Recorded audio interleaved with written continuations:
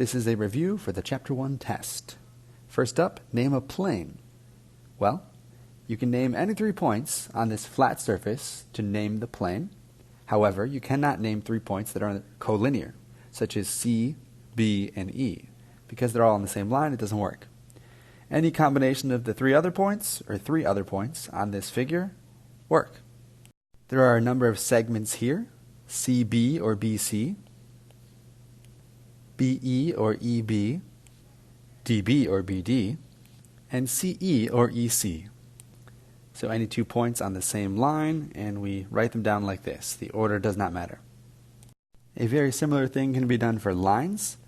Instead of segments, we have this double-sided arrow above each pair of coordinates. They have to be on the same line. They continue forever in both directions. Number 4 asks us to name 3 collinear points. The only line with 3 points on it is this line here, and those 3 points are C, B, and E. Number 5, they want to name the intersection of a line CE with segment BD. So these two, this line and this segment, combine or connect right there. Our point of intersection is point B. Number 6 asks us to name a pair of opposite rays. Well, starting at B, heading toward C, and starting at B, heading toward E. Those are opposite rays. Number 7, from one of our postulates, 2 lines always intersect at a point, and 2 planes always intersect at a line. For number 8, they tell us that H is between I and J, and if you missed that, that would screw up your whole equation. So when we draw our diagram, H is in the middle, and that tells us that HI is 3.9 and HJ is 6.2. If we add these 2 together, we get 10.1. Number 9, the setup is the exact same, but the numbers change. In this case, they tell us that the entire distance is 25 and part of it is 13. To figure out the other part, we subtract, and we get 12. For 10, they tell us that H is the midpoint, so these 2 distances are equal. And if the entire distance is 0.75 and H is the midpoint, I can take that and divide it into 2 equal parts. And this gives me 0.375. Number 11 is a similar setup, where they tell us that HI and IJ are congruent. And in fact, we're going to have to update our diagram, because if HI and IJ are congruent, then H is not really between I and J anymore. It's sitting on top of J. So if IJ is 9.4, then so is HI, because 2 congruent geometric segments are going to have the same length. For number 12, we take these parts, the blue and red lines, and we add them together to equal the green line. We combine like terms and solve the algebra. First I get 4x minus 1.5, then I get x minus 1.5 is equal to 1.5, and finally I get x equals 3. They want to know the distance LM, so I'm going to plug this back in. 3 times 3 is 9, minus 2 is 7, which is the distance of LM. So for 1.3, CEA is exactly 90 degrees, which means it's a right angle. AEB is coming in at 60 degrees, which means it's acute. And DEA is this entire angle, 180 degrees, which means it's a straight angle. Number 10, if we label the angles, ZWY is equal to 95 degrees, and YWX is equal to 30 degrees. If I want to know ZWX, I just add these 2 together, 95 plus 30. And my sum is 125 degrees. The next section has to do with pairs of angles, figuring out whether they're adjacent, which means they share a vertex and they share a side, or in other words, they're right next to each other, and whether they form a linear pair, which means they have to be adjacent and they have to add up to 180. So 5 and 4, these are adjacent. Do they form a linear pair? No. So we would just write only adjacent. Angles 1 and 4, not adjacent. Angles 2 and 3, they are adjacent and they form a linear pair. They add up to 180. For number 7, if the measure of angle A is 74, what is the measure of its supplement? We take 180 minus 74, and we get 106. If the measure of angle A is x, what is the measure of its complement? We take 90 minus whatever that is. And in this case, we cannot simplify that any further. For the perimeter of triangle A, we add these up, 3 plus 4 plus 5, and hopefully we got 12 feet. To find the area, we have to recognize which one is the base and which one is the height. Pretty much just avoid the hypotenuse and you'll be okay. Remember that after you multiply these, you divide by 2 because we are only looking at half of this square.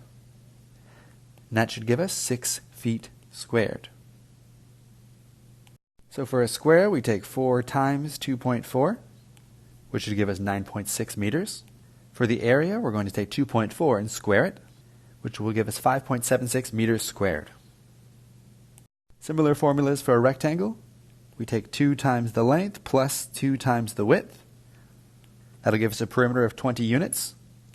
For area, we take length times width, and we get 21 units squared. For number 5, the term for the perimeter of a circle is the circumference. For number 6, the given value 14 is the diameter. If we want to know the radius, that's exactly half of the diameter. We can use these to figure out circumference and area.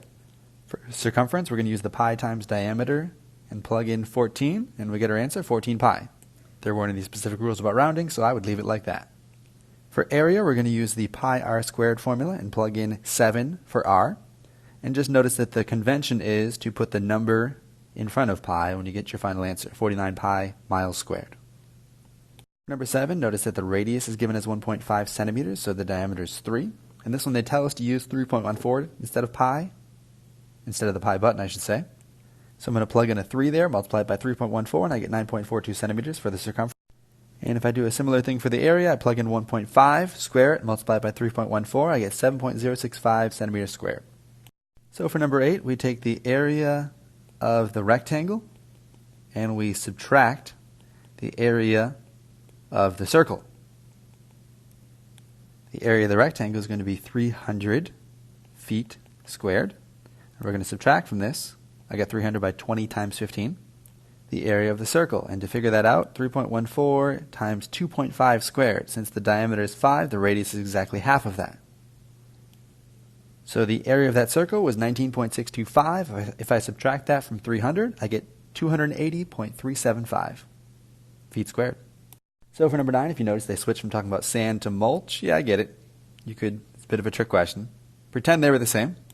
So here's our kiddie pool. I multiply base times height divided by 2, and then I'm going to multiply this by 2 pounds per square foot. So notice the 2's cancel out, and my answer is 10.4 pounds. To find the midpoint of TU, we're going to take these original x coordinates, add them together, and find the average. We're going to take the original y coordinates, add them together, and take the average. And the midpoint of these two becomes 3, negative 3. I can try to do the same thing with VW, and you'll notice that I get negative 2 plus x plus 2, and negative 6 plus y plus 3. This should be a familiar problem. Once I combine like terms, my final answer is x over 2, y minus 3 over 2. For number 3, they give us the midpoint and one of the coordinates, so I take that x coordinate 2, I add some number x, divided by 2, and I get my midpoint coordinate. For the y, I take the known coordinate, I add it to some unknown y, divided by 2 to get my midpoint coordinate. My final answer will be negative 4, negative 2. Number 4 wants us to find AB using the Pythagorean theorem, so we have a distance of 1 and a distance of 5, so we're going to take 1 squared plus 5 squared is equal to c squared. 26 is equal to c squared. The square root of 26 is equal to this distance c. For the next one, BC, it's actually the exact same problem. So we can plug in those same values and get the same exact answer. So for number 8, using the distance formula, we're going to take the second minus the first for both the x and y coordinates. So that becomes the square root of 5 squared plus 4 squared, or the square root of 25 plus 16, or the square root of 41, somewhere around 6.4. So 6, 7, and 8. 8, number 1 is a reflection, and number 2 is a rotation, which means that number 3 is a translation. So if we zoom in on this picture after plotting the coordinates, we can figure out that if this is y and y prime is here, then we are reflecting across the y-axis. So we can call that one a reflection. For number 10, we move everything up 5, and it pretty much moves up 5 would be a description of that translation.